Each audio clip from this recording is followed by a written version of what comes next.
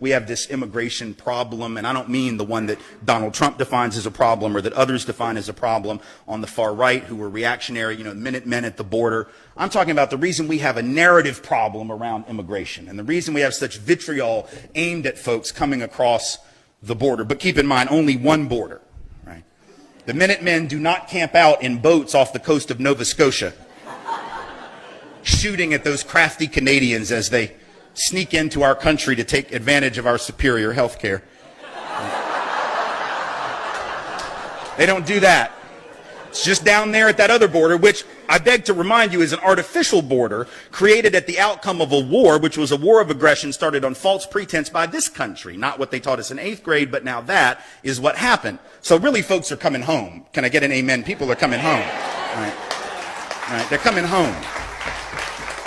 They're coming home, and their families were here a long time before the vast majority of ours, and yet we tell them that they don't belong. Very interesting. The reason this is even possible, though, is because of the narrative we've told about how we, and now I'm talking about those of us of European descent, because black folks know how they got here. Right? A lot of Asian folk know how they got here. A lot of folks were brought over, particularly Chinese folk, to work the railroads, didn't care how many of them died. Right? Indigenous folks know how they got here. Right? But white folks have told a fiction. Right? White folks' story has basically been this. Our people came for liberty and freedom.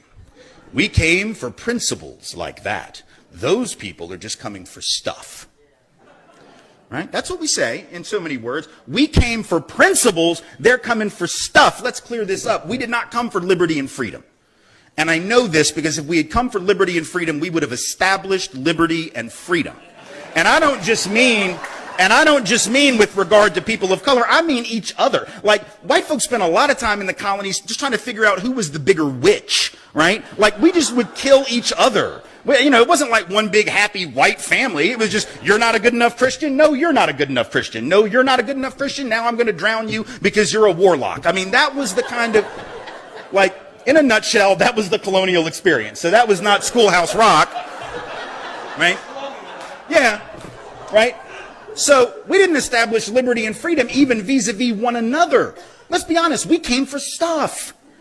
We came for stuff like opportunity, stuff like land, stuff like the ability to survive because things weren't working back home. Like, we need to be honest about, like, our people were the losers of Europe. And I don't mean that, I'm not trying to be judgmental or harsh, I'm just being honest. Like when Donald Trump says Mexico's not sending their best, okay, you think England sent their best? The hell